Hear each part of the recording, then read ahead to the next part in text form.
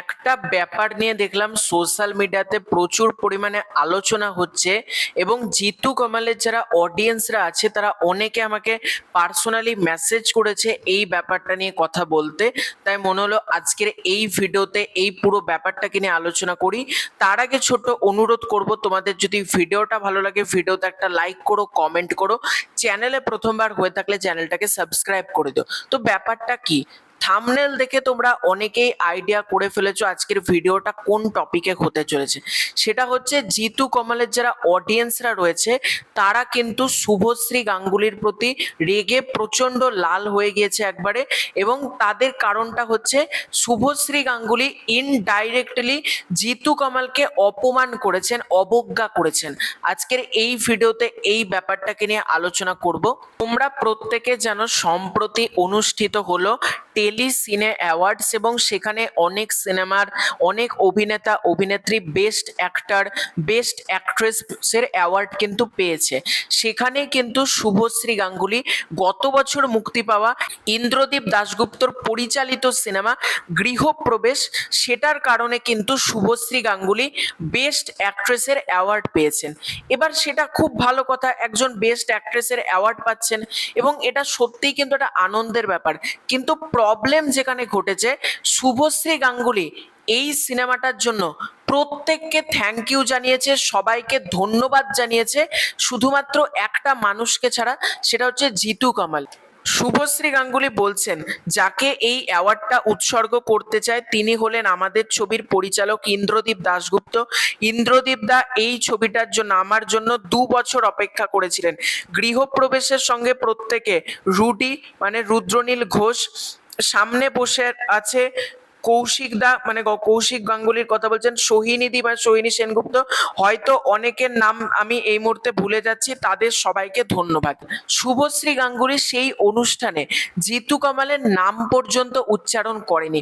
এবার এটা নিয়ে অনেক অডিয়েন্সই ক্ষুব্ধ হয়েছেন শুভশ্রী গাঙ্গুলির উপর। দেখো এটা নিয়ে আমার কি ওপিনিয়ন, আমার ওপিনিয়ন এটাই হচ্ছে শুভশ্রী গাঙ্গুলি যখন বাকিদেরকে ধন্যবাদ জানাতে পেরেছে, জিতু কামালকে ধন্যবাদ না জানানোর কি ছিল?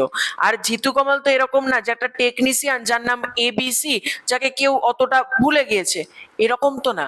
বা জিতু কামাল তো এমন কোনো ব্যক্তি না যাকে হয়তো কেউ নামই জানে না, ভুলে যাচ্ছে, এরকমও তো কেউ না। জিতু কামালের নামটা কি ভুলে যাওয়ার মতো জিনিস? যে সিনেমাতে জিতু কামাল লিড চরিত্র, কোনো পার্শ্ব চরিত্র না, কোনো 2 সেকেন্ড 5 সেকেন্ডের চরিত্র না, বা 10 মিনিটেরও যার চরিত্র না, পুরো সিনেমা জুড়ে যে রয়েছে, তার নাম কি করে শুভশ্রী গাঙ্গুলি ভুলে যেতে পারেন? আর শুভশ্রী গাঙ্গুলির কিছু কিছু কাজকর্মে কিন্তু মানুষ ক্ষুব্ধ হয়ে যাচ্ছে। যেমন মেসির সময় শুভশ্রী গাঙ্গুলি যে কাজটা করেছেন, সেটার পর কিন্তু অডিয়েন্স তার প্রতি অনেকটাই ক্ষুব্ধ হয়ে গিয়েছে।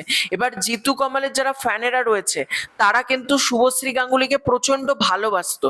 এবার শুভশ্রী গাঙ্গুলির এভাবে অবজ্ঞা করা তারা কিন্তু খুব একটা ভালো চোখে দেখেননি।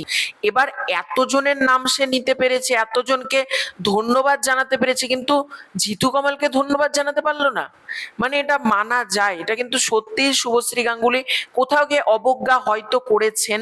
এবার ফ্যানেদের মন, ফ্যানেরা অনেকটাই বেশি ক্ষুব্ধ। দেখা যাক, এটাকে নিয়ে আমি চাই নতুন করে যাতে কন্ট্রোভার্সি না হোক। মানে আমি একটা ভিডিও করলাম, জিতু কামালের যারা অডিয়েন্স আছে আমি বলবো কন্ট্রোভার্সি যেন না হয়, কারণ সব কিছু নিয়ে কন্ট্রোভার্সি করাটাও ঠিক না আমার মতে। তাই এই ব্যাপারটা সুস্থভাবে হ্যান্ডেল করা উচিত। ডেফিনেটলি ফ্যানেদেরকে আমি কোনোভাবেই বোঝাতে পারবো না, ফ্যানেরা আবেগপ্রবণ হয়, তাদের সুপারস্টার বা তাদের প্রিয় কাছের মানুষকে যখন অবজ্ঞা করা হয় সেটা কিন্তু তারা মানতে পারে না।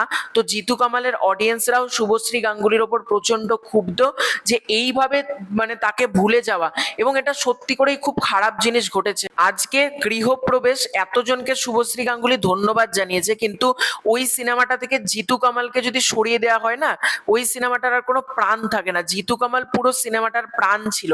মেঘদূত যে চরিত্রটা, এবার মেঘদূতকেই যদি শুভশ্রী গাঙ্গুলি ভুলে যায় তাহলে তো সেটা কেমনই একটা দেখায় না?